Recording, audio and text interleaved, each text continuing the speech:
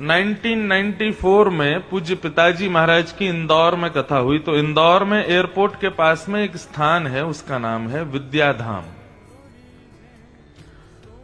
विद्याधाम जो है श्री सरस्वती जी का स्थान है, और वहां एक महापुरुष विराजते थे। नाम तो उनका जो भी था महापुरुष का, लेकिन इस क्षेत्र के लोग उनको भगवान कहकर के पुकारते थे। तो 94 में, मतलब मेरा जन्म नहीं हुआ था, मेरा जन्म 96 में हुआ। तो तब पिताजी की कथा हुई थी, तो मां भी मेरी साथ में आई थी, और मेरी मां का नाम भी नर्मदा है। तो वैसे ही इस क्षेत्र की कृपा तो मुझ पर होनी ही है।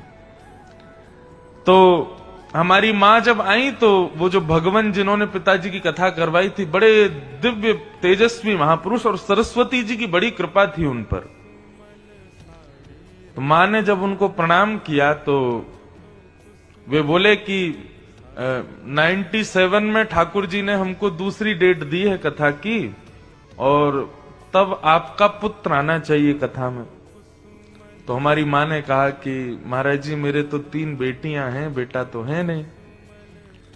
तो महाराज जी बोले कि 97 में जो हमारे यहाँ कथा होगी, उसमें कृष्ण जन्माष्टमी जन्मोत्सव वाले दिन पंडाल के प्रमुख द्वार से जब डलिया आएगी, उसमें लाला के रूप में आपका ही पुत्र आएगा।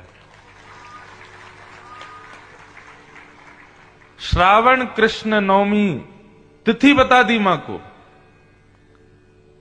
श्रावण कृष्ण नवमी के दिन आपके घर पुत्र होगा। और मेरी तिथि, जन्म तिथि यही है, श्रावण कृष्ण नवमी 96, और ये बात है 94 की।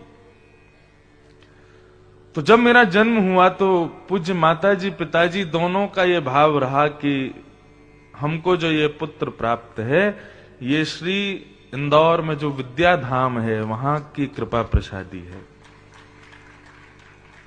अब मैं जन्म लेने के बाद 97 में इंदौर आया था, उसके बाद सीधा मैं इंदौर आया 2016 में। तब मैं विद्याधाम गया था। तो भगवान तो बहुत वर्षों पहले ही परम पद उनका हो गया, परंतु उनके शिष्य परिकर सब जानते हैं कि इंद्रेश जी जो है, ये हमारी सरस्वती मैया के ही प्रसाद हैं।